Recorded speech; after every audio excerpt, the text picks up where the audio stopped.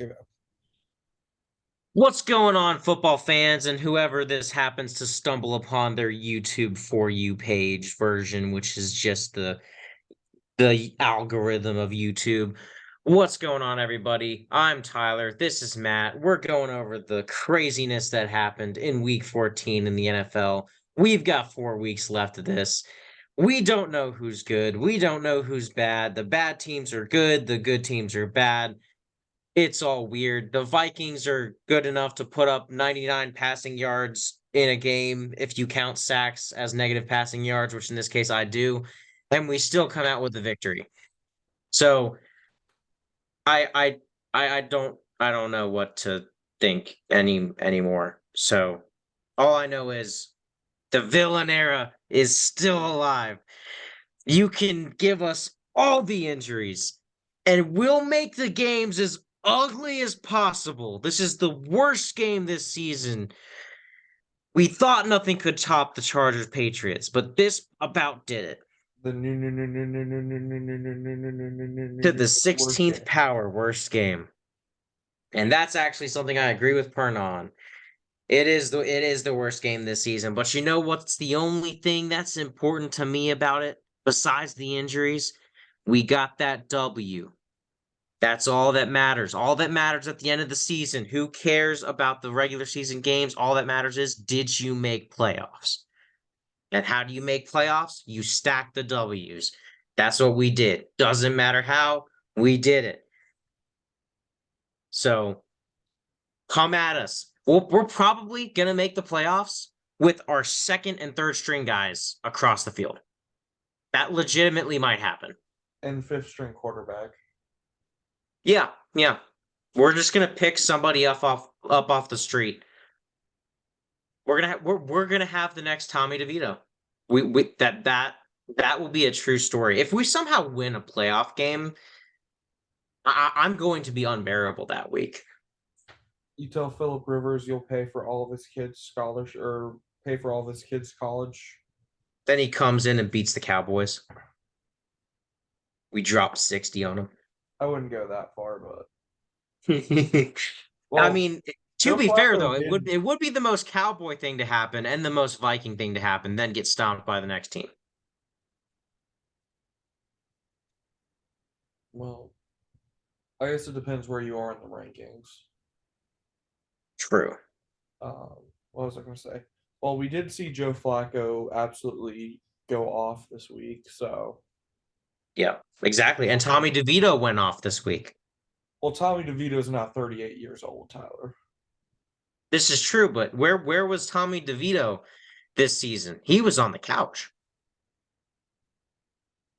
Joe Flacco has played in the NFL before. Joe Flacco has won a Super Bowl. Joe Flacco has been a journeyman quarterback since. Tommy DeVito was on the couch. Well, I both think of them that I were on think the that that couch, but merits at least some one's. consideration in this discussion. I think they were both on the couch though, and one's way older. But Tommy DeVito doesn't have all the experience Joe Flacco does. Mm. We've seen experience not mean anything. This is true.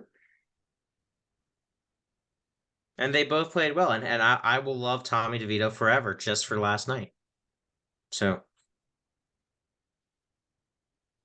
they paid us back for the wild card last year. Well, I guess moving on to the actual discussion. Uh, Yep.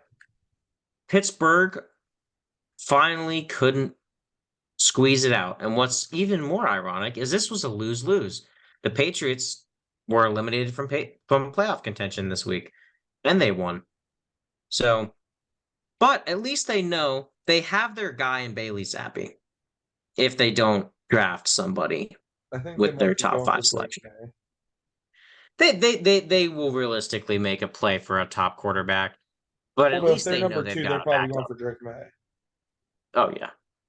I mean, if I was the Patriots, I mean, depending on how Zappi does in the last few games, if he does pretty well, I'd go get Harrison if he's available.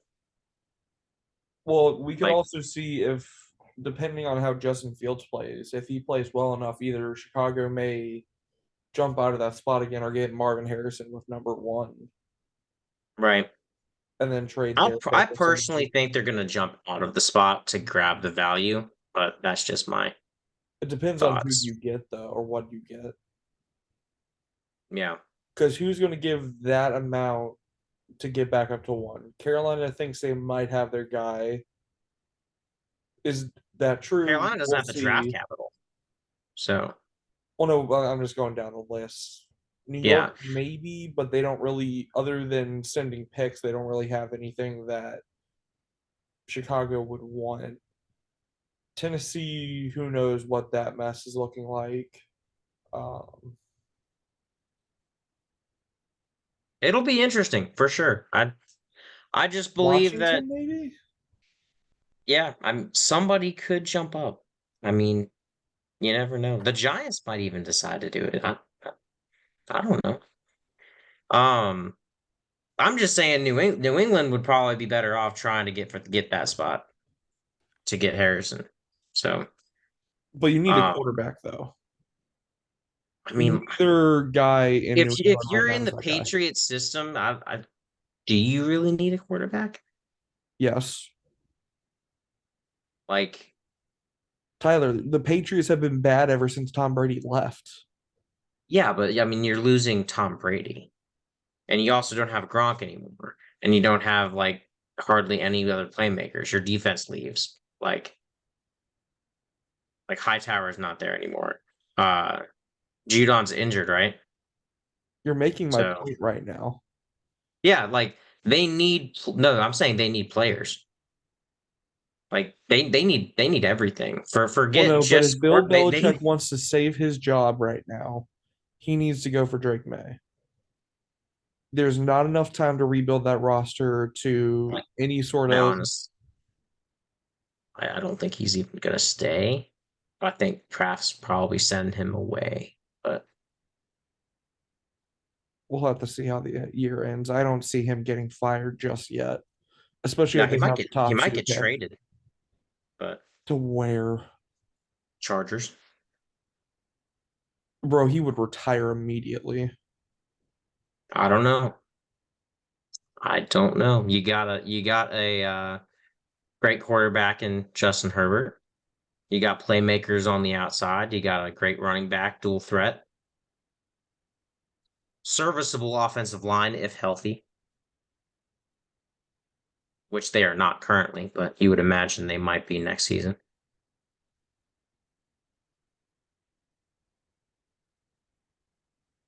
I don't know. It's just food for thought. We are like honestly anything could happen at this point after what we've seen in the NFL. But yeah, so Pittsburgh could not BS their way out of that game.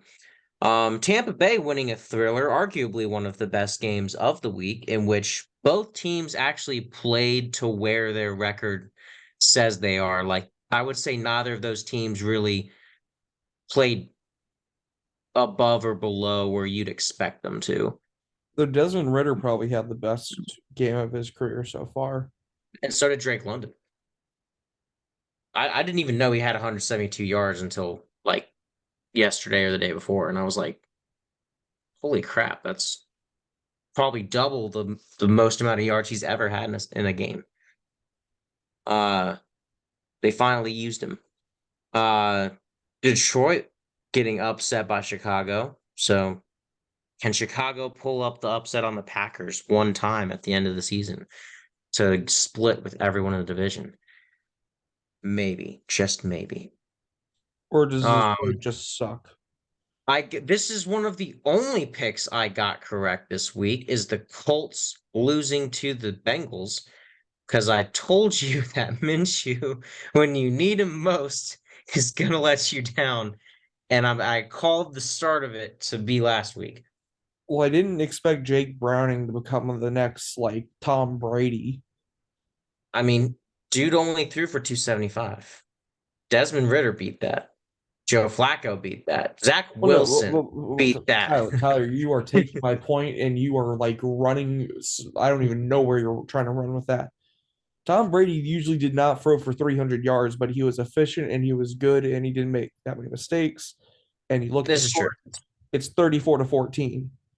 Yep. He didn't need to throw the ball that many times. Mm-hmm. It's just the Colts got blasted. It's true. Shoot, Michael Pittman Jr. had more yards than Jamar Chase. Joe Mixon only had 79 yards. The offense, they put up 34 points. I don't even know how many yards they put up, but it doesn't look like that much. Yep. Yeah. I mean, NFL today. Speaking of Joe Cleveland proving Flacco, their defensive dominance as well as Joe Flacco coming alive. Carolina continues to be Carolina. They kept it close for quarter, a half, I 5 minutes. guess. So no, I mean no, that game was a one score for I think at least a half. I think it was 14-6 until like the third quarter. It, Something like that. the Panthers are just not a good roster, and without that pick, they are not in a good spot at all. Correct. Um Another upset well I didn't pick this one, but I did warn you that this would be a trap game for the Texans, and it was. Jets win. Or did Houston just suck? Because CJ Stroud did get hurt and had a concussion, had to go out. I mean, but that was late third quarter. Still, So he was not doing anything useful during that game. Like he was having a bad day against that Jets defense. So, and Zach Wilson actually looked good in that game. for once in So, his life. I mean, he looked good against the Chiefs, and he just looked good in some of his other wins. When he came in for Aaron Rodgers in that first game against the Bills, like he looked good. It's like he gets a good game every like 3 games. No, but I mean like a dominant game. Not some close game that comes down to the wire, but a game that's 30-6, throws for a lot of yards, not even close. He looks great. Yeah. Well, I think their defense also helped with that score, if I'm not mistaken. But Still. um, Probably to the game of the week. game of the week is Rams Baltimore easily, Screw you, Rams. easily. And then another reason why I'm happy this week is every team Minnesota needed to lose lost. So another great thing. Thank you, Ravens. And thank you for providing us with such an entertaining game. And you would think that the game that was played in the rain this week was Minnesota at Las Vegas. But no, that was the Rams Baltimore game. No, your game was in A dome. Las Vegas in a dome, Mm-hmm. new field. Yep. Yeah, there's just no excuses. I mean, yeah, honestly, it was time for Dobbs to get benched, and that's exactly how we won this game. Is he did get benched. Surprisingly, you would also think that both teams continued to turn the ball over. The Vikings did not have one turnover this entire game. Our second only this season. Our first was against the Saints. So surprisingly, our offense actually did something our previous offenses have been unable to do, which is not give the ball away. So one bright spot, but we were riddled by injuries. Max Crosby had his way with Brian O'Neill even before he got injured. And then once he did, he actually got stopped by the backup, Quessenberry. Like that was very surprising. Like he's still obviously Matt Crosby still has an impact, but for the most part, he wasn't hitting home anymore. And particularly after the quarterback change. The problem with Dobbs, there's not even really Dobbs because it's Kevin O'Connell. He's forcing Dobbs to be a pocket passer, and because of that, he's thinking about his reads too much. He's holding on to the ball too long. It's not his play style, so he's holding on to the ball too long. That makes sacks happen. That's exactly how it works. So when Nick Mullins came in, he came out firing, and he's basically Jimmy G. Or a poor man's Kirk Cousins. That's exactly who Nick Mullen is. And ironically, he was on the Raiders last season. So, revenge game? Question mark? Maybe. I, uh, but I mean, just Alexander Madison, previously one of the most hated players by the Minnesota fan base because he constantly turns the ball over and he can't rush for more than 2 yards of play. It seems like. He had 10 carries for 66 yards. Then he gets injured and apparently has a high ankle sprain. He's going to miss a couple weeks. So our only offense, because we actually did miss a field goal early in this game, we got down there because of Alexander Madison. So if he had stayed in the game, we might have kicked another field goal. Might have even doubled the points scored in that game. Make it even more exciting. Justin Jefferson comes back to catch 2 passes. Granted, great grabs, but Dobbs threw him a hospital ball across the middle. Took a very legal, I want to emphasize this, legal hit to the chest, but a very hard hit, and had to go to the hospital immediately after. So you lose your best playmaker again in his comeback. You lose your right tackle. You lose your starting running back. You lose two more. You get 2 receivers injured. One of them gets concussion, doesn't come back in. One of them eventually comes back in, and then you also lose another guard, and he fights his way to come back in. Another one of our guards was not there to begin the game because he got hurt in practice. So it's like all the injuries just combining onto the Vikings and still find a way to do it. Defense came alive. And shout out to Ivan Pace Jr. I told you about that rookie a while ago. He's the defensive version of Adam Thielen. He's going to make that type of impact the more chances he gets. He's going to become better and better. He had 13 tackles, 1 sack, and the game sealing interception at the end. Great monster game by Ivan Pace Jr. and the whole defense, as it usually is. Only 1 touchdown has been allowed by the Minnesota Vikings defense in 3 games. That is pretty good.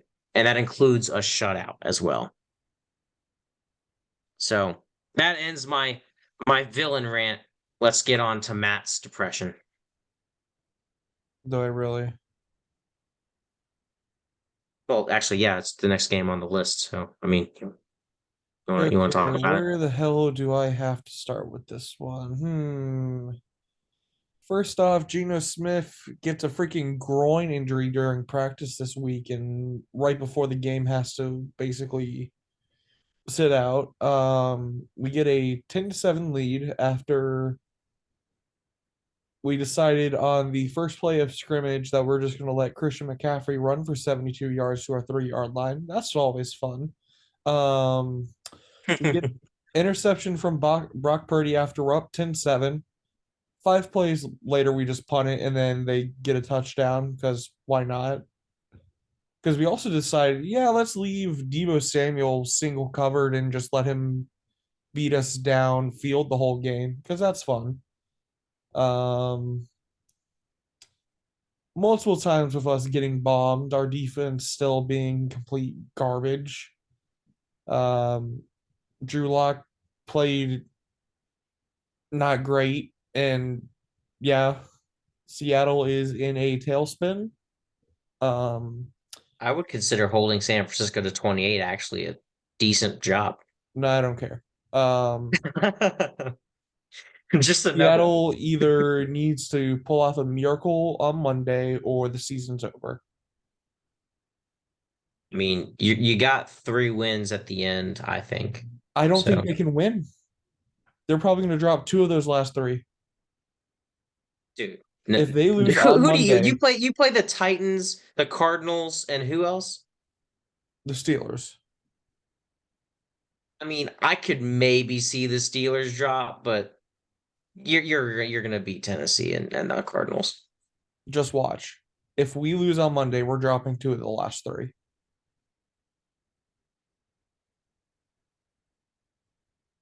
And I know better not than to argue. I mean, you don't listen to me sometimes about the Vikings, so I got you. All right. If you lose next week, you lose two of the next three. Gotcha. That's and not even being sarcastic. I'm just agreeing with you. that's going to put them at 7-10. We were 6-4. I think even 6-3 or something like that. Just complete utter garbage. Just it's bad. Now you know how I felt at the beginning of the season when we were 0-3. Well, you at least had your quarterback. Oh, I tried to. you can't say crap about it now. You can't say crap about our quarterback now. Well, no, because I've tried to embrace Geno Smith in this team, but Yeah. you know, I have said multiple times that we need an actual quarterback. Geno Smith's ceiling will not get us to anywhere near where we want to go. Can he get us into the wild card? Maybe. If everything goes perfectly and the defense bails him out every other game. If it doesn't go perfectly, we're going to be sitting at 7-10. This is the reason why we Hmm. wanted a quarterback from the draft.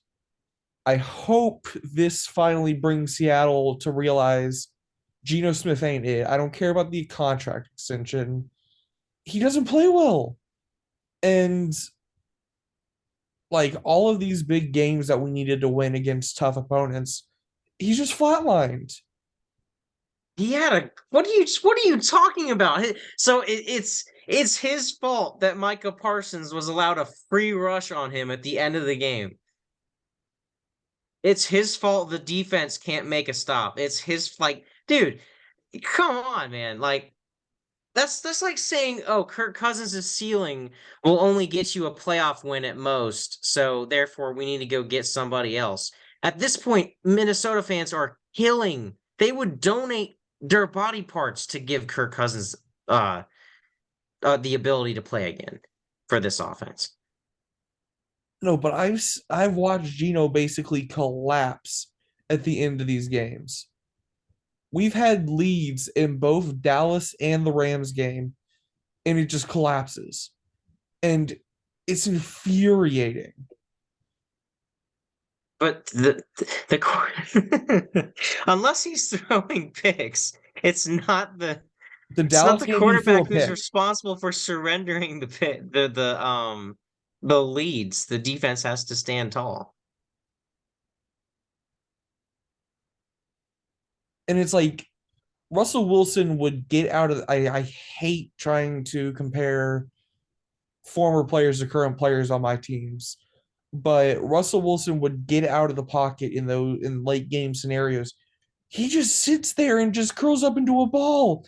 And it's just like do something or just throw it away. Don't take the sack because we can't afford it. We can't if we get behind the line of script or behind the chains early, we're screwed every Hmm. single time because the offense just doesn't know what to do. And DK Metcalf makes the most boneheaded plays. JSN is now becoming like him. I feel like I have two Antonio Browns on my team right now who don't know what they're doing.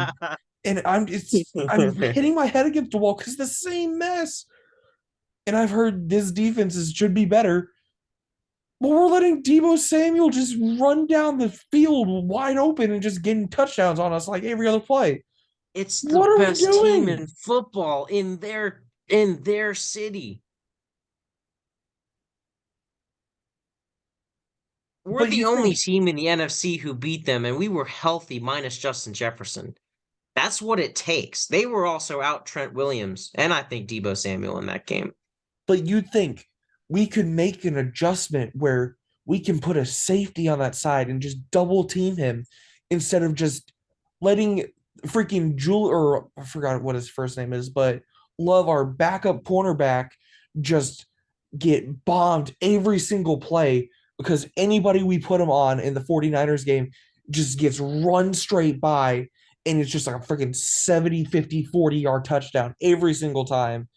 And it's just like this is what we have because Devin Witherspoon got hurt. God hope he's back next week or we're screwed. Because Yeah, and Devontae Smith or he's AJ having a Brown's defensive going rookie for of the year 200 season yards. too. Mm.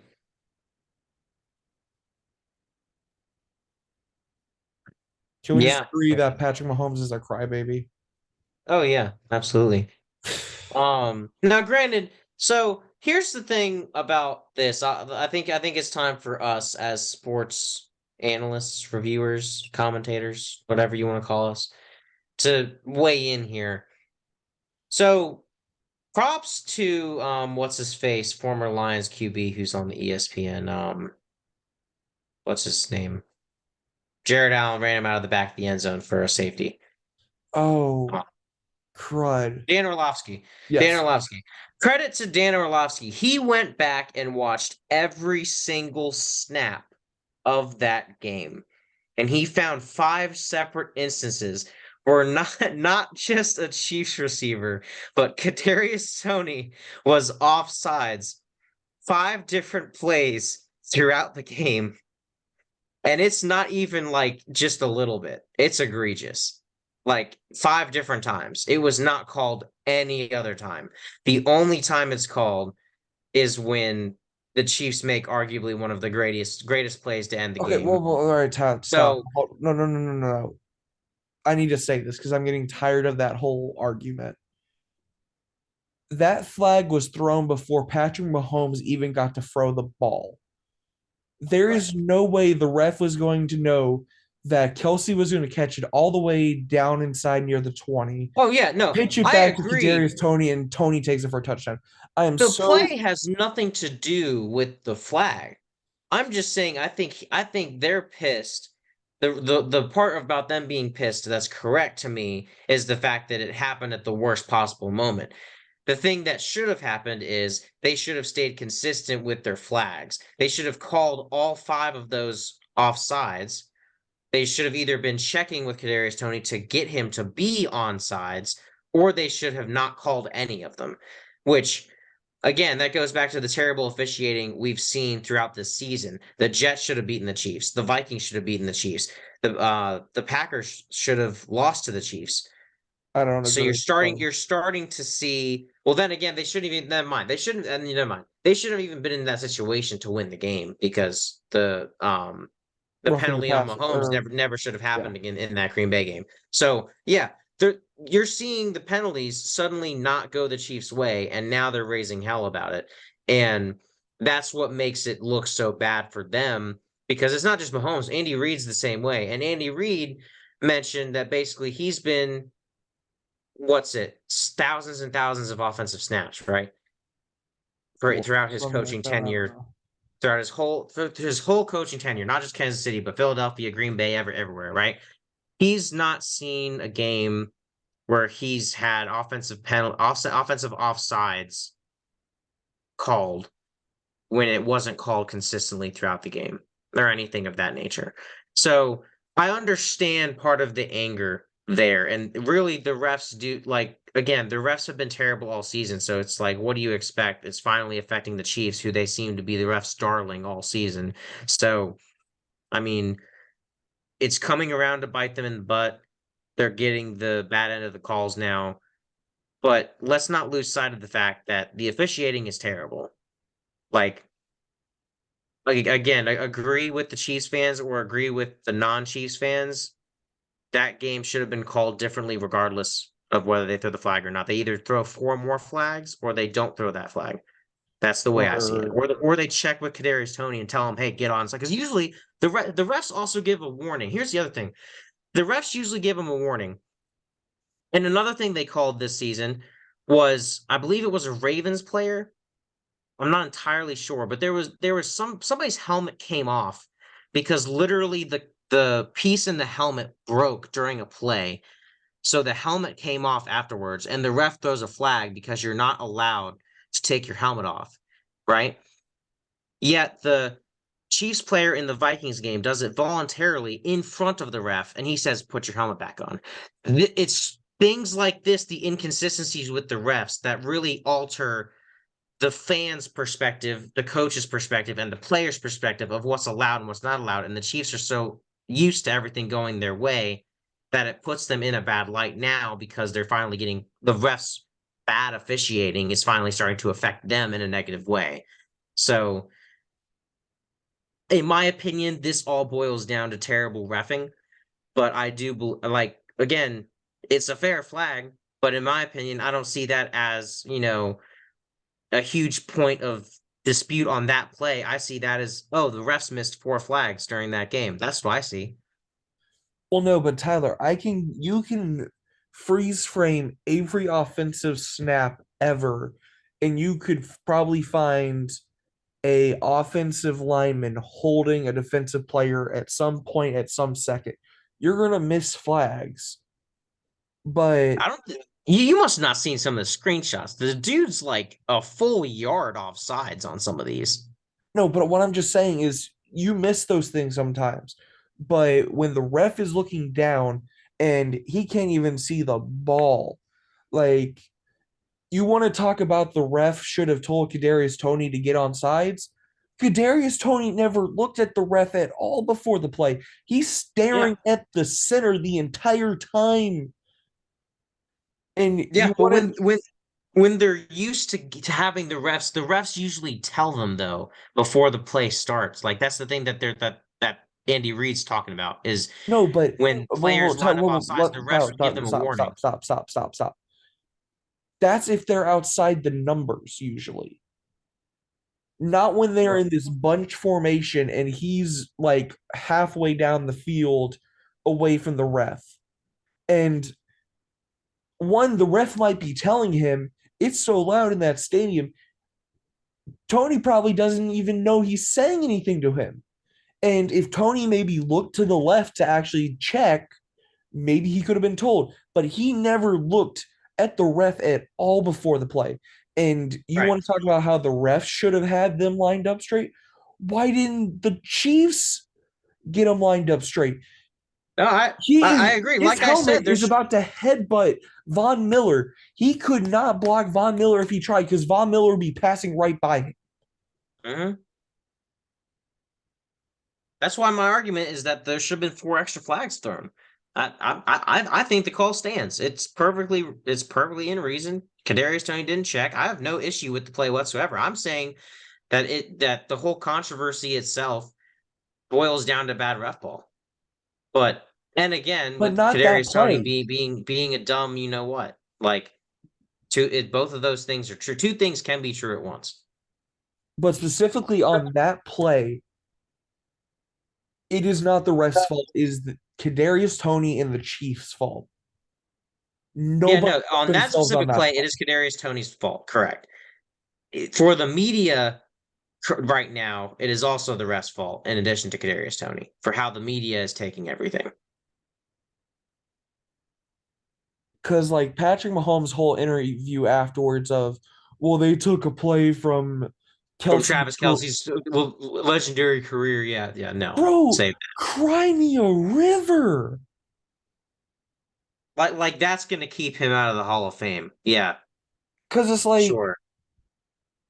it's not the ref's decision of, oh, this play went for some amazing touchdown. I guess I just need to pick up the phone. That's not how that works. Absolutely not.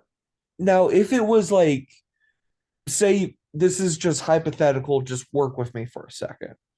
Hmm. Say it's some screen pass that goes for 99 yards or like 90 yards, 4th and 20, 10 seconds left, and there's a ticky tacky offensive pass interference because they rubbed a little bit too much for the screen pass or whatever type of pass.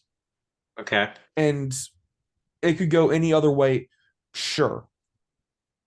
If you're going ticky tacky on a call like that, Yeah, maybe calls that you are have a point. judgment based entirely. Yeah, But an offsides call where it's before the snap that he's doing this. right. Yes, it didn't affect the play at all, but that does not matter. Say if a defense, all right, going back to a different hypothetical, basically same play, but instead of Kadarius Toney being offsides, is Von Miller being an inch over the line. Patrick Mahomes thinks he might have a pre-play shenanigans or whatever, or he might not even know. but Mhm. he throws a pick. Right. And he's like it's his fingertips that are over the line. Mhm. Has nothing to do with the play, Right. gives him no competitive advantage. The Bills would have the same argument, but he's Yeah. over the line. It's the rules. Mhm. And that's the thing though is things like that, like and even with judgment based calls with pass interference, the refs try to make that a point of emphasis where throughout the game, if it's there, they're going to call it. That's what they try to do. So you usually get refing. The crew out there will usually decide ahead of the game if it's going to be a type of game where it's like, okay, the receiver and the DB are handshaking each other. We're going to let them play it out. Or, okay, any amount of touching, nope, it's offense pass interference or it's defense pass interference. Like, you're going to find out pretty quickly in the game what type of reffing crew you've got because they're going to decide beforehand. And they usually try to call it consistently as it happens because they're all judgment type plays. And I think that's, again, that happens as well there because usually the crew, I think maybe it's a different reffing crew. We'd have to do some investigation into that, I guess. But like, from what it seems like from their perspective is that they get reffing crews that will at least, tell the receiver that he's offsides or will not call it or whatever the case may be, right? It's got to be consistent. So again, it's entirely Kadarius Tony's fault. The Buffalo Bills win. That's how it should be. Like I'm just saying the refs choose the most controversial times to throw flags, and they've done it all season benefiting the Chiefs mostly, but also benefiting other teams. And it's just like out of all the times you can call the play, and it's just like the Super Bowl last year. They call holding on the Eagles on Slay, right? I forgot who it Like was, but there was a it holding was it penalty was a that debatable hold, right? A little tug of the jersey. They really hadn't called too many holds during that game. They called it there, and it ends up Kansas City wins the Super Bowl because of it, right? And again, that comes down to consistency. That was a big point of emphasis, and it has been for years of refs trying to stay consistent with how they call games and how they call certain things like that. So that's my issue here is where if you're going to only call big plays in the final minutes, that's not how you ref a game. There's got to be a change here. We have all this technology now. At this point, you've got to start sending everything to New York. There's no more hurry up, get to the line before they can challenge the play. No, it's just automatically reviewed or something eventually because you can't start having all these calls that decide the games at the end because you can point to probably 10 games this season, just this season, that have been decided by a flag or the lack of one but do you know when there's a how, clear Tyler, that would make the game so mechanical and every play we need to review. Oh, it was there would. any tugging on But this play? Was there but any so holding on this here's the play? compromise is you actually find people, give them a much larger salary, and you make them dedicate their actual job to become refs.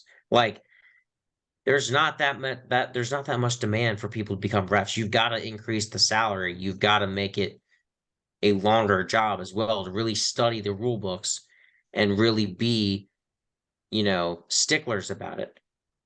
And I'll agree Like on that. That's a fair point. It's just I don't like to make everything have to be, oh, we need to wait 5 minutes for New York to review over 30 different camera angles of one play or I two. agree. But it's at the point where there's so much controversy, you've got to make some type of change. That would be the other extreme is to go there. I don't think that's the right direction, but there does need to be an improvement from this extreme, which is the refs are literally deciding games. So, um, again, I'm not siding with the Chiefs because I personally think the Vikings should be 8-5. So, um, I don't I'm not siding with the Chiefs in this instance. And it's a clear penalty that was called. It's agreed. I just the refs need to be consistent, and if you're not, if you haven't called it throughout the game, it's harder for you for fans to take the refs seriously. So I think they're just continuing to lose credibility again with the helmet thing too. Like same type of argument there. Like when you start looking at all these things back to back, and you see clear violations, like different than Kadarius Toney, the helmet thing's way more obvious. Player takes his helmet off, that's a foul. But when it's because his helmet broke, that's different. Player didn't take the helmet off, his helmet broke. That's completely different story. Player takes his helmet off in front of ref to talk to ref. That is clear penalty and was not called. Like it's things like that this season, blatant pass interference when it's been called already so many times in the game. Like it's just so much that you've at least got to get the blatant calls correct. You've got to get those consistent. Like you're either going to call stuff or you're not going to call stuff. There's no in between where you're like, well, he only pulled half of his jersey, so I'm not going to call that. Or he only held his arm back. It's not like he tackled the guy. We're not going to call police interference there. Like, or I like this player. I'm not going to call him for taking his helmet off. Like, I don't understand the reasoning. It's at the point where they've just got to have better crews out there. I don't know. I legitimately don't know. I've been pissed at the refs all season. I'll continue to be pissed at the refs. Um, it's nice to see the Chiefs get their comeuppance, I guess, is a nice way to look at this. And the comeuppance is just fair calls in this case. My So, only this will probably be the one time I curse on this podcast, but Karma's a bitch.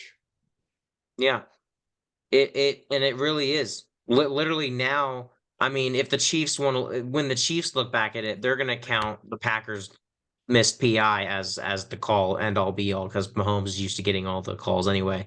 So they're going to look at the Packers and Buffalo games as losses because of the refs, and everybody else is going to look at the Jets and the Vikings games as wins for the Kansas City Chiefs because of the refs. So either way you slice it, the Kansas City Chiefs would be the same record they are now. And a part of the whole reason why I went on my whole little rant earlier about this all,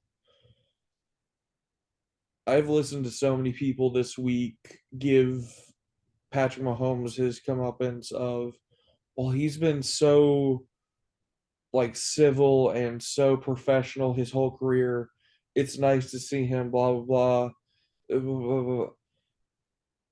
I lost so much respect for Patrick Mahomes on Sunday night. His and it wasn't even the press conference. The press conference was stupid. That To was just sum up in one it was word, just something I rolled my eyes at. that was a dumb press conference. It was his reaction to Josh Allen after the game when we Instead got of that saying videotape. good game, man, Worst he's effing call I've ever seen in my life, man. Can't believe like you're not gonna say good game to the guy you battle your heart out to every single year, sometimes twice every year. and Josh Allen's probably like, I don't want to hear this from you. Exactly. Like, and he still says good game. Like Josh, like if anything, I gained respect for Josh Allen that I didn't even know I could gain because he's such a great player. I've always had respect for him, and I've lost more respect for Patrick Mahomes because of that altercation in and of itself. Like I could care less. Exactly like you said. I couldn't say it better myself. I just rolled my eyes at the press conference. And It was then that interaction with Josh Allen him that got me. losing his mess on the sidelines and going after the refs and screaming at them. That at least needs to be some sort of fine or something, because you have any other player do that, they wouldn't get away with it. Yeah. And I'm so tired of the Chiefs protecting Kadarius Toney when it's him making these mistakes. He's the one mainly with the drops. Now the whole Mm-hmm. wide receiving core just sucks with drops, but Yeah. you look at the Lions game, you look at this game. That's at least two games that Kadarius Toney lost this team. Now they might be grilling him in practice and team meetings and behind the scenes right now, I don't know. Hmm. I don't know what's going on behind the scenes. But I am so tired in every single press conference that they don't hold that wide receiver responsible. You wonder why he doesn't fix the mistakes? You don't do anything Yep. because it's always not his fault. There's a difference between sticking up for your teammate and taking accountability. Huge difference. And That's one of those yeah, things you need to be like, Kadarius Toney should have known better. exactly.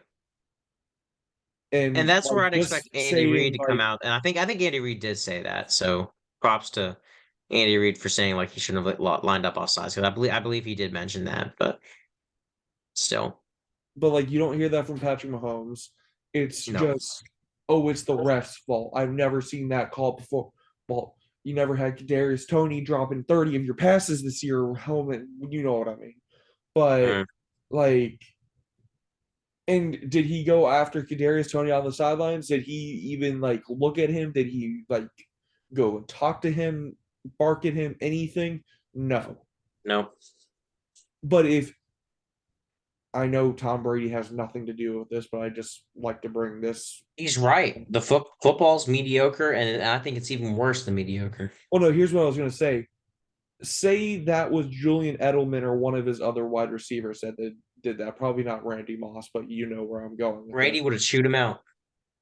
But if say it was Julian Edelman or one of his other wide receivers that had lined up offsides and lost him that game, Hmm.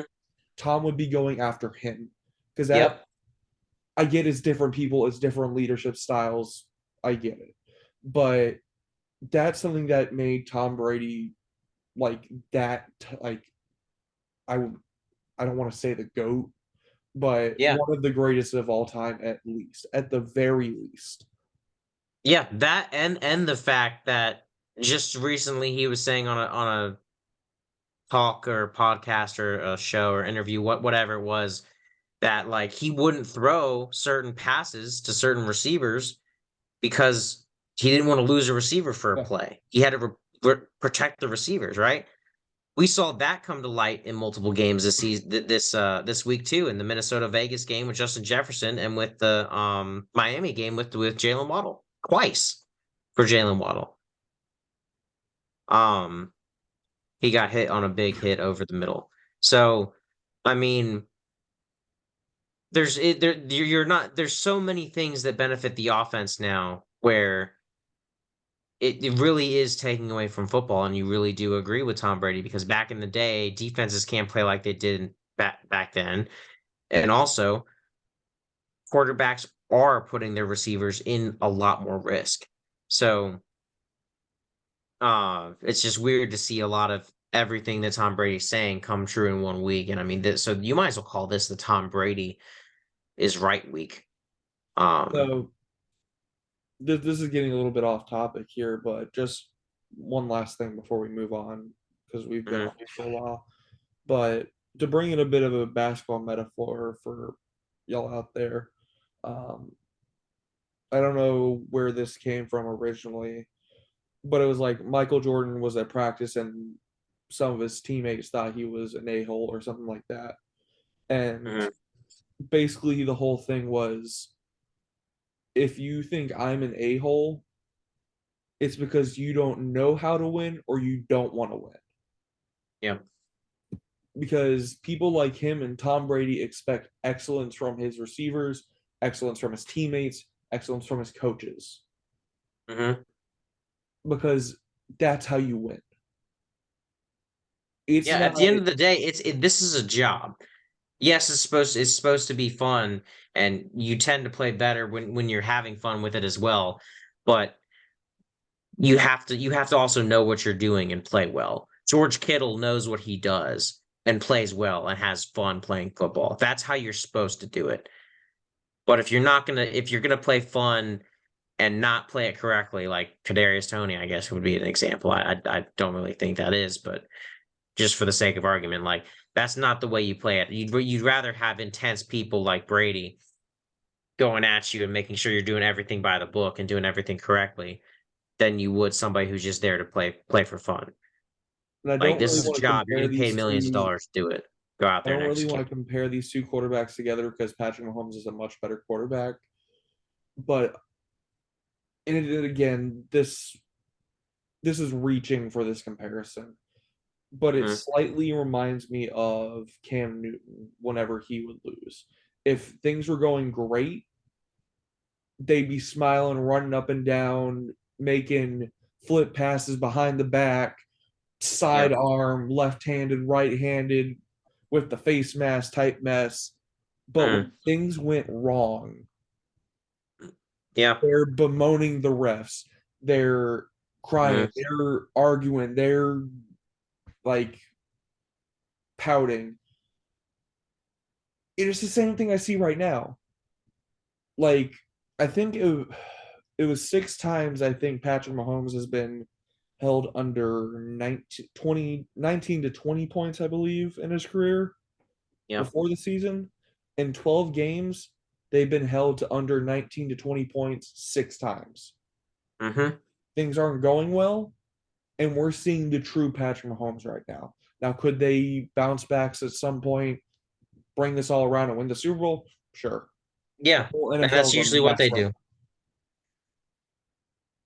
But right Um, now is telling me a lot about Patrick Mahomes.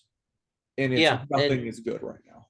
and like I said earlier, like Chiefs fans, Patrick Mahomes, whoever, they want to get angry about the refs taking games away. Well, then go over everything, right? Even if you like I said, even if you did, you'd still have the same record you did now. You go back and make the refs take every call they did for you back. Okay, now you've just lost the Jets and the Vikings game, and you get the Packers and the Buffalo Bills game back. It legitimately doesn't matter. You literally lose one AFC game and one NFC game either way.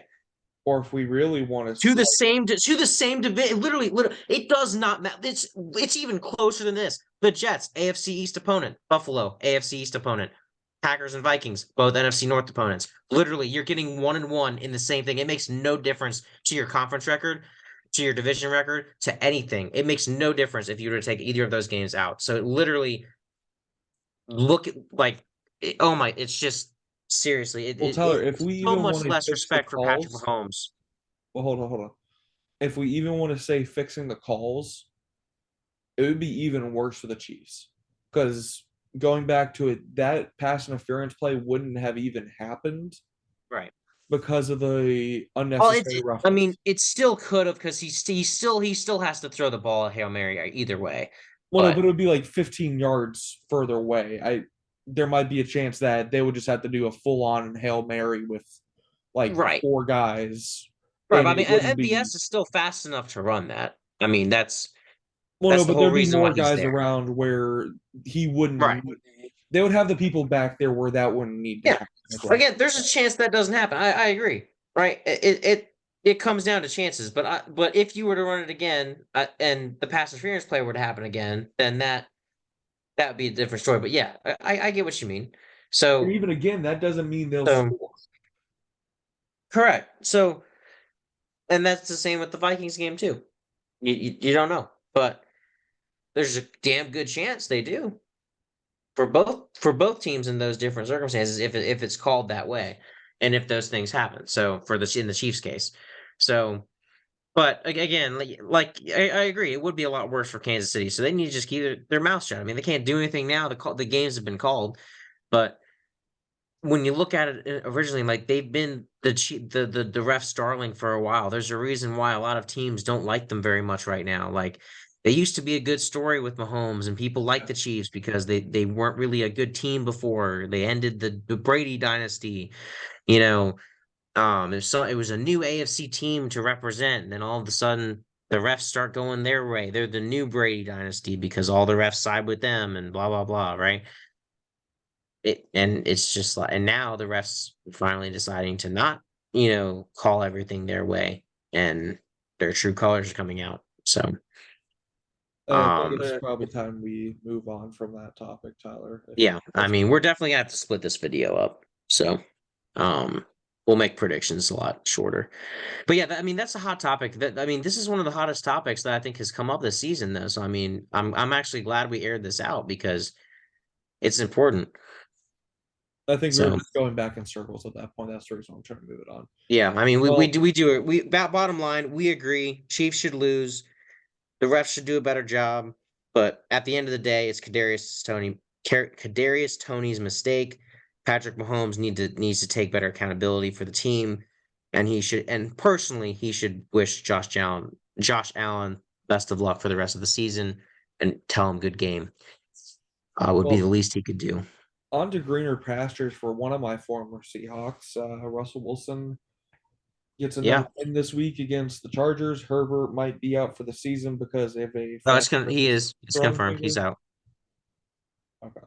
Well, He's out. He's out for the rest of the season. Yeah. sounds good. Well, Chargers fire Brandon Staley. Russell Wilson looked good on a bounce back game. That offense finally going. That defense still doing great. That touchdown wasn't until late in the game. Um, that's really all I gotta say. There nothing to really say for the Chargers except fire Brandon Staley. Bring Yeah. I Herbert mean, back next I season will be think a all good Chargers coach. fans would be happy if at the end of the season Brandon Staley gets fired. They'd probably take the season as a W. Yeah. So, I mean, at this point, he's given away so many games. So, um, but all right, on to another game that we thought was going to be good, but was not, was Philadelphia at Dallas. Dallas played a great game. Philadelphia, not so 2 weeks in much. a row. Yeah, against quality opponents. So usually it's Dallas who falls in those times. But Well, we'll say one quick thing real quick. Something that someone said, I think it was Nick Wright on First Things First, that kind of caught my attention. When you look back to the Chiefs game, this starts to become something that needs to be worried about now. Originally, you would agree with me that Philadelphia's way to win was being physical, right? mhm, as is the 49ers. Yeah. At least in that first half of that Chiefs game, Kansas City was out physicaling the Eagles. Now the Eagles ended up winning. You mean the Cowboys? No, I'm talking about 2 weeks ago.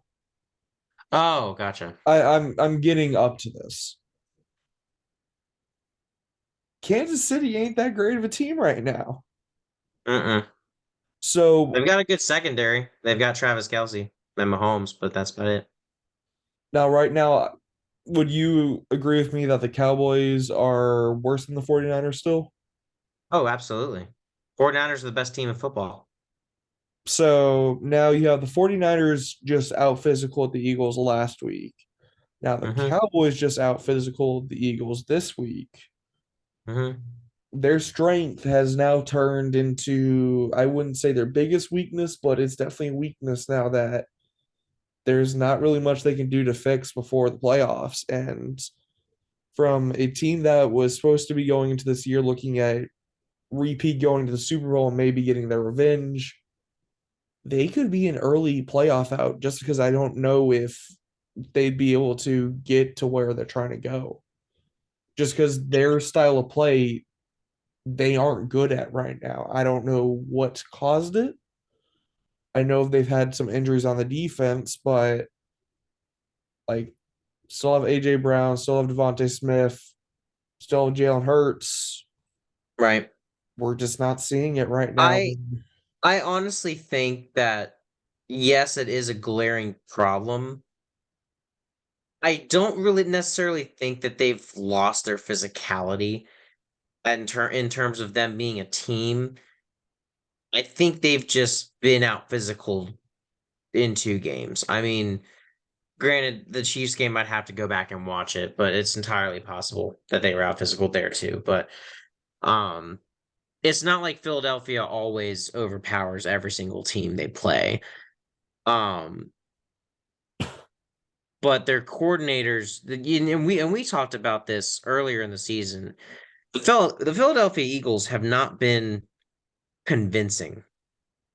in their wins. They were only convincing because they won so many games, and it's just like at some point it becomes hard to pick against them or to not call them the best team in football because they just keep They had the winning. best record.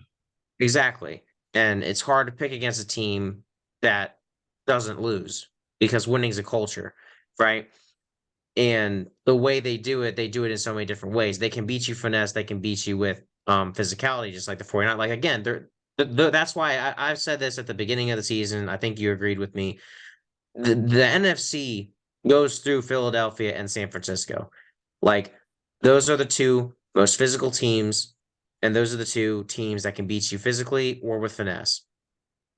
Like they have the power to do it. The Cowboys are entering that conversation. Um, Detroit used to be entering that conversation, but now they don't have a defense. So, They've never had a um, defense. Their offense just covered, and now that their offense is starting to right. stutter, now there's Hmm. Nice rhyme. Um, Slant rhyme, but yeah. Um, but I mean, I think there's a coordination issue because again, like they haven't really been as convincing or as dominant as they were last year. And I think part of that is their play calling.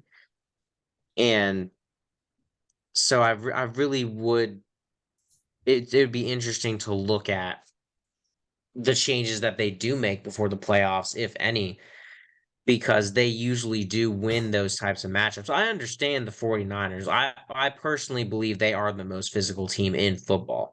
So I mean, you take out the tush push brotherly shove for the Philadelphia Eagles, 49ers are the most physical team in football. Um, I mean, technically, the brotherly shove is just a play. I mean, you have to be really physical to run it, but still. And Dallas, to their credit, they built a great roster for this squad. And when I watched that game, I didn't really see the Philadelphia try too many jumbo packages against Dallas. I saw them trying to complete passes and win by finesse to AJ Brown and Devontae Smith, and they fell short of the sticks, largely due to Stephon Gilmore, and that secondary. So to me, I just saw an overall terrible game plan going into Dallas to where they couldn't exercise their dominance. Usually, Philadelphia likes to just march down the field, get little dink and dunk plays, get into those fourth and ones, then convert it, and then just continue forcing their will on their opponents. They can't do that if they're playing from behind and they can't get to those short situations, which Stephon Gilmore largely like. There's two key plays. I think one of them was even a third or fourth down stop where he stops Devontae Smith for like a 2 yard gain on like a third or fourth and six. Like I can't get that play out of my head. Like that is a great play. Um, and it's how Philadelphia was trying to win that night. They could not do it. Like how many times did Swift even get the ball? I'm not sure. Like that's what I'm talking. Like Tony Pollard only got 59 yards rushing.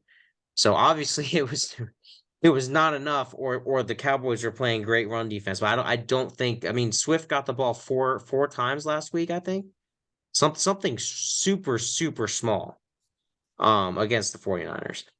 Well, So, once they got down into a big hole, they kind of didn't have a but choice. but there was the first quarter where the 49ers did nothing.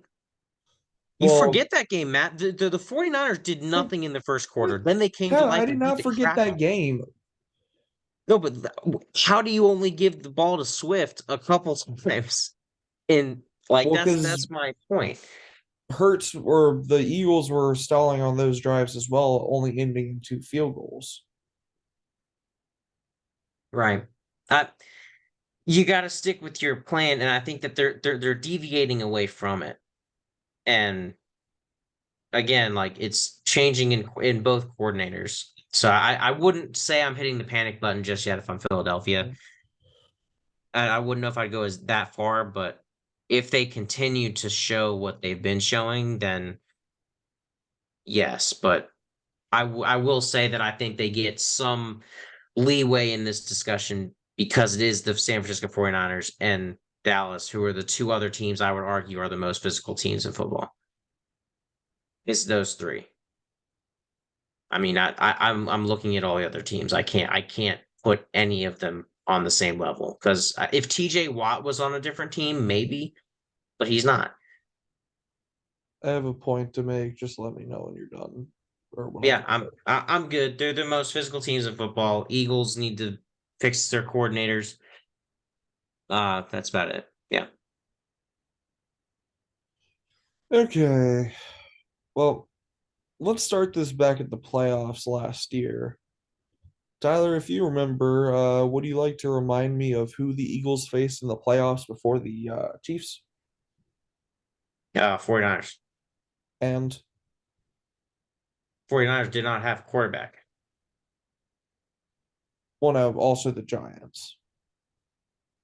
Oh yeah, the Giants. Okay. They weren't exactly tested in those playoffs until the Chiefs, and then once they hit the Chiefs, they hit a brick wall.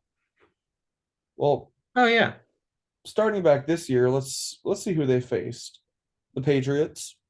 They just got eliminated this week at 3-10 now, is it? 2-10? Three and Something 10? like that. I think it's three and yeah. The Vikings before y'all really found any sort of momentum in the season. We gave 4 turnovers in that game too. The Buccaneers, which they are 6-7 right now, they're an okay team, but I don't think we'd say Super Bowl contenders. Yeah. The Commanders, who had a fire sale at the trade deadline of their defensive linemen, and who knows if Ron Rivera still has a job after this season. When they played Washington, that was well before the deadline though. Still not a great team. Do we agree? Yeah, I agree.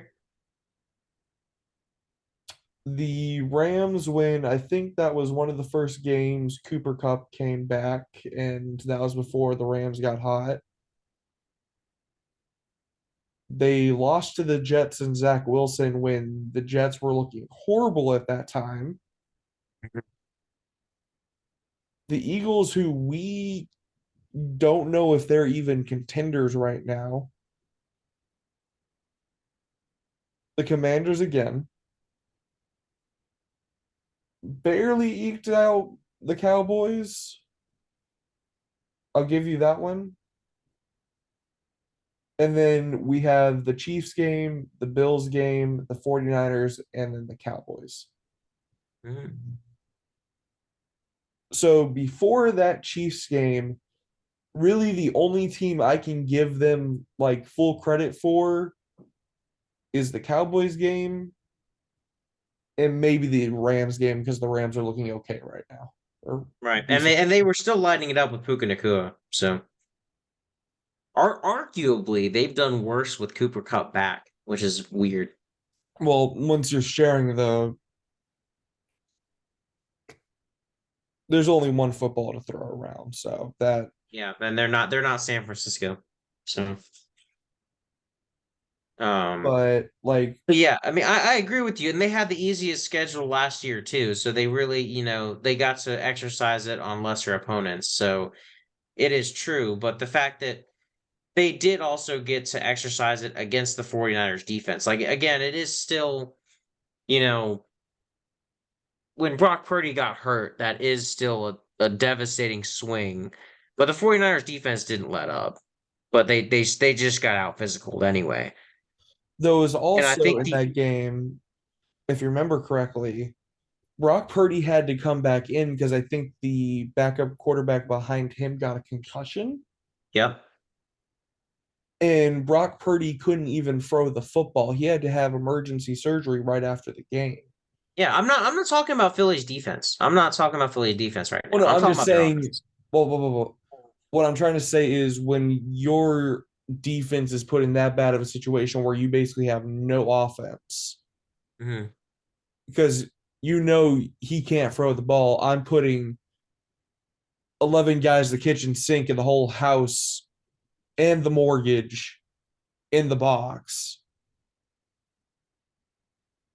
Your defense is basically playing, I have to allow 0 points, and that's it for us to have a chance. Right. That's what I was always trying to say is that Yeah. you're in a bad spot just to start with. But coming back to this, now we're seeing the Eagles be tested. We saw their defense had some injuries to begin the year and all that. I'm not sure where all those injuries are at right now, but Hmm. we're seeing the Eagles actually have to face competitive opponents in the regular season, and we're watching them falter before our eyes. Right. Yeah. I mean, again, the question is, and I think we will find this out.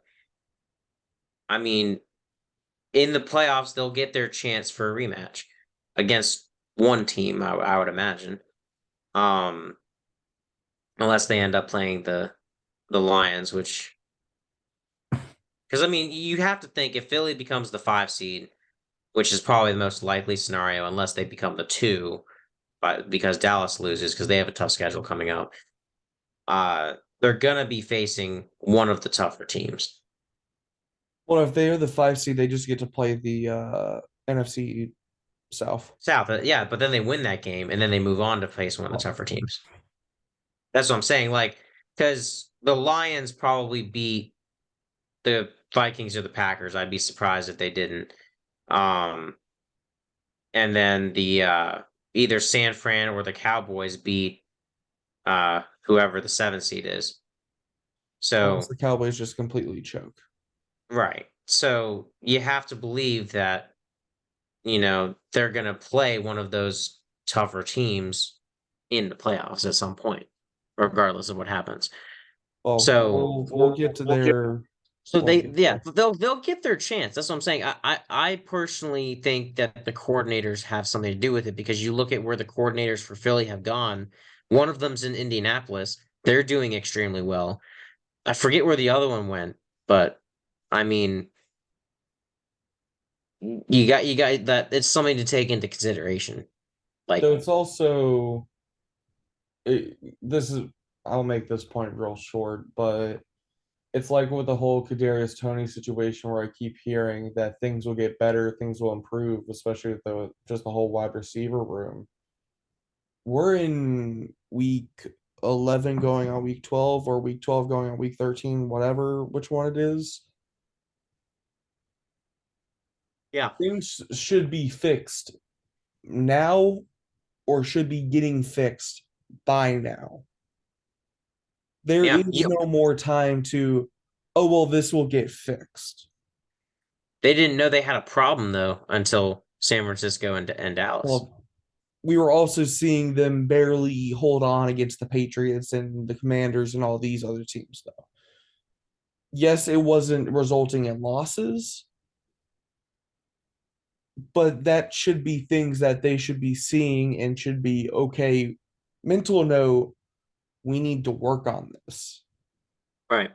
But if they just want to be reactive instead of proactive and absolutely choke, fine by me. Yeah. I don't. Yeah. I don't know. It's interesting to me. I I yeah. I, we'll see what happens. I personally would like to see what would have happened if their coordinators had stayed. Um, I personally believe that their coordinators were the big reason for it. Um, but yeah, well, Speaking of pretenders, yeah, Miami in December. I don't even want to talk about this game. It was stupid. Tennessee, you might have your quarterback, but next week Levis will probably throw 3 picks, and we're back to we don't know anymore. To be fair, Miami, he's only played what, 4 games, 5 games. I think we're more than that now, or some number, but it's not been anything consistent though, and he'll probably who do they face next? Houston. Yes. So So even though Houston got blasted by Zach Wilson, he'll probably throw 3 picks this week, and we're back to the whole same question. Miami, now you're I not even beating teams under 500. I've got to give Will Levis some credit here though. I can't. You're going up against one of the hottest teams in football in their building. Yes, I know Miami has the December record or whatever, right? As far as like They lose and Suck in. typically have other losses, right? In December, have that collapse, whatever you want to call it, right? But Will Levis comes into this game. This is the highest betting game ever in terms of like the spread. Like it's entirely Miami plus like over 10 or minus 10 rather. Second was like 14, something. Anyway, like the betting odds are all against you. You're the complete underdog. You're on the road. You're up against one of the hottest teams in the NFL, with an MVP caliber, or the MVP candidate in Tyreek Hill. Um, and you have to try and compete with that offense. Granted, Tyreek Hill does get injured during that game, but he comes back. Um, Will Levis throws a pick six to start the game, then comes in and has a 3-and-out in which he was sacked on third down. Despite all of this happening, he comes in and continues to battle and continues to fight and wills his team to a victory. And again, he's played less than 10 games. We'll just say less than 10 because I don't know the exact number that he's played. He's played less than 10 games and he's a rookie. To be able to do that on the road in that environment against a team of that caliber is impressive. He's played So 7. he's played seven. Okay. So with 7 games, like I think Tennessee has to be pretty happy with where they have. They at least have a quarterback. Before they were thinking they had no one. So I mean, I have to give him his credit there because when I was watching that game, I was like, this is one of those Cinderella stories happening right there. Um, with him battling back against all that adversity. Because I mean, you've got to believe it's like he could have easily just rolled over, done some checkdowns, try to give it all to Henry and Spears, let them do all the work. And they could have gotten out of there 27-13, and they would have lost that game. But Well, no, Derrick Henry only had 17 carries for 34 yards, so right. But make that 30 carries. They lose that game. for 60. So, um, I mean, that's what I'm saying. Like he could have easily just rolled over and not giving his all. I gotta give him his credit for standing tall and continuing to deliver passes and continuing to will his team to victory. So just like the quarterback in the other upset of the Monday night game, Tommy DeVito. You got to admit that touchdown pass was pretty sweet. Only thing I can really say about this game is Green Bay sucks against the Giants, and that's it. Yeah, I mean they do. That's all the analysis I have for this one. Green Bay, I don't know who you are, what you are. One week you beat the Chiefs, the next week you lose the Giants. Hmm. This sounds It's like the the modern day. NFL. Well, no, I was just going to say this sounds like the modern day Packers. Um, Yeah, Winning the game that you have no reason to, and then you have an easy game, and then you just blow it. it would be really really funny if the 49ers somehow don't make the 1 seed and Green Bay gets to the 7. I, that would just be a cruel circle. Oh my goodness. As a Vikings fan, if Green Bay is the 7 seed and plays San Francisco, I would be totally happy if Green Bay is the 7 seed. I would be okay with them making the playoffs. That's fine with me. I would love to see that. Just for the sheer panic in their eyes. Um, but anyway, neither here nor there. Great performances by bad teams, pretty poor performances by good teams, and overall just if you're gonna watch a game from this week, I think your best bet is Los Angeles and Baltimore, unless you want to see punting, then watch Minnesota and Las Vegas. Don't get those mixed up or you'll be severely disappointed. Other than that, I'd say the runners up are Jacksonville, Cleveland, and Tennessee and Miami. If you So want to go back to like 2011, watch the Cleveland Jacksonville game. Joe Flacco, man. All right. Well, we'll see you guys in a couple of minutes actually in our time, but we don't know what it'll be for you guys as we will be releasing videos as we can. We will see you guys soon for our predictions video. It should be much quicker than this one, not too much discussion. Uh we'll be getting out the chaos picks and we'll be trying to follow along with this doozy of a season. And at this point, I think we're just hoping we have a playoff game to stream at this point because both of our teams still have to make it. And with Seattle's remaining schedule and with the Vikings injuries, I don't know if that's going to happen. But hey, crazier things have happened as we've illustrated every week. So we're keeping Skull alive, and Matt is their phrase for the Seahawks. It's just C and then Hawk. I've tried telling you, but you just No, yeah. I mean for as far as like keeping we say we keep Skull alive. Is there a phrase that the No, Hawks use for keeping hope alive?